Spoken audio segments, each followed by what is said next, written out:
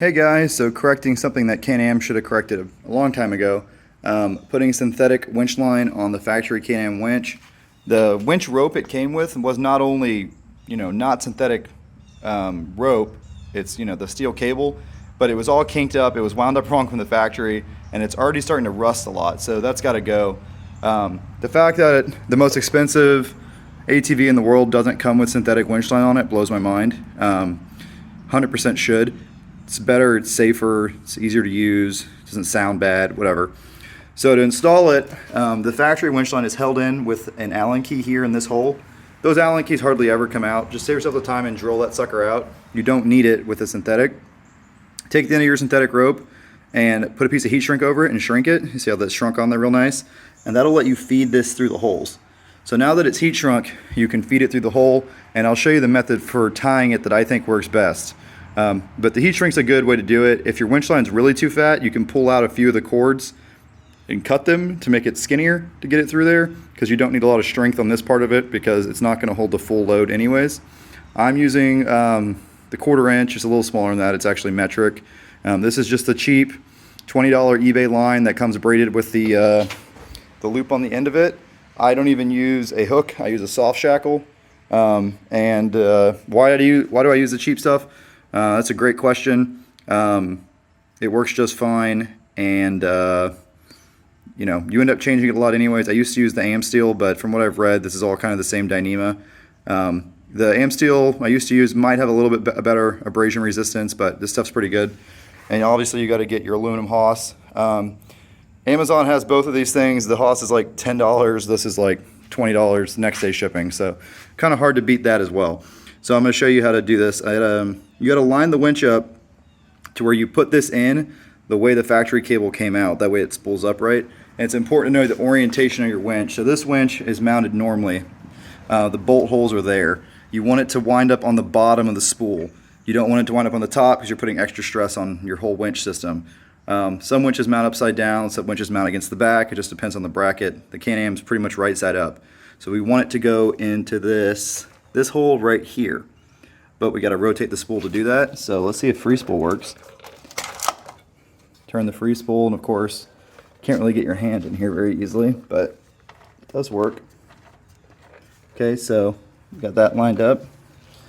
You're going to want your winch line to spool the way you're going to use it. So you got to put this through this hole. Now we got the heat shrink on there. It should go through pretty easily. Gravy train. Okay. And now we got to spool it around to grab the other end of it. One thing that I forgot to mention earlier, if you're going to use 1/4 inch rope and not 3/16, 50 feet is too long for a standard spool winch that's on most ATVs, right? Not a wide spool. However, this is a 3,500 pound winch, and 3/16 is going to get tore up and get weak. So the way to do it is cut out about 10 or 12 feet. So I'll give you 40 feet of winch line, and do that before you start, spooling it. And 40 feet will spool up fine on there. Rope into the hole in the bottom of the spool, so when you're spooling in, it lays flat, okay? Spool it in, okay? And then turn your winch line in. So I'm spinning it, see it sucking the winch line up? It's in free spool, since I'm doing it by hand. If you don't have free spool, your free spool is broken like most winches, you don't have to do it with free spool. Okay, get it all the way around, grab it, and pull yourself a good amount of length through. You can pull it back out later. It's about right there. And then you're going to continue to go in. Suck that line you just pulled out back in to get it back around. A little farther. Okay. So now you're back all the way around. You've got this situation where you've got two lines here and the line that you originally put it in. That's where you put it in the hole from. So you take this and you tuck it behind. So you can do it with one hand. It's not that hard. And that's what you're going for right there.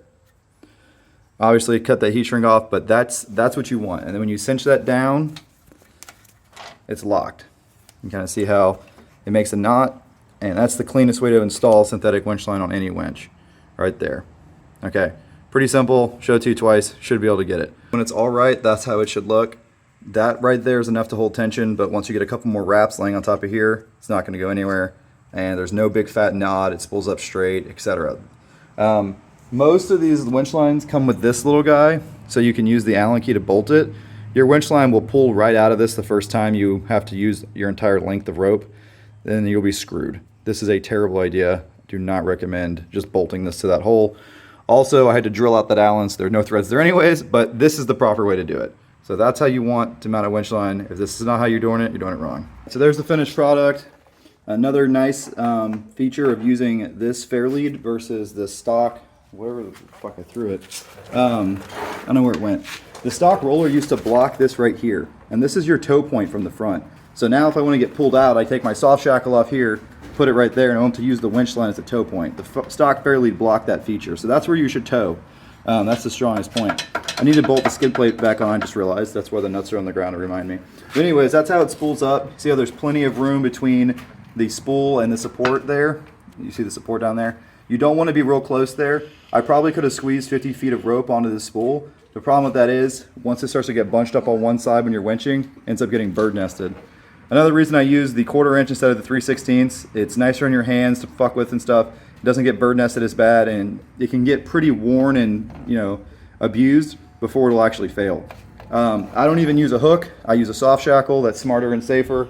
Take that little thing off. It's just going to end up bending and tearing up the cable. The soft shackle's got a nice big radius. And the great thing about this setup with the soft shackle and everything is you can use these, they call them low friction pulleys or low friction snatch blocks. So you put that on your soft shackle. Obviously this one's too small. I need to get a smaller soft shackle. But that's a pulley that'll double your winch. This thing will pull 7,000 pounds. Yeah, I think that's about it. The big points are use the right knot. Make sure you use an aluminum fair lead. Don't use the rollers, it's bad for the rope. Don't put too much on your spool. If you're worried about not having enough length, buy another $20 set of synthetic and jam it under the seat somewhere. If you get stuck, you'll have an extension. Or use the piece you cut off as an extension, right? I probably could have put a little more on there, but you know, once this breaks, I might try to put another 5 feet on it next time. Look how shitty this cable is. Look how kinked up it is and stuff. I mean, fraying. This is just after one ride actually using the winch, and it's just totally toast. So that's going in the trash along with this Can-Am thing. Another thing, I should have changed this out before I ever used the winch because this scratched up the spool, and now the spool is all rough. It's going to increase the amount of wear I get on my new synthetic rope. So your best bet when you buy a Can-Am is to throw the shit in the trash day one and have synthetic on it, or make the dealership do it for you before you buy it.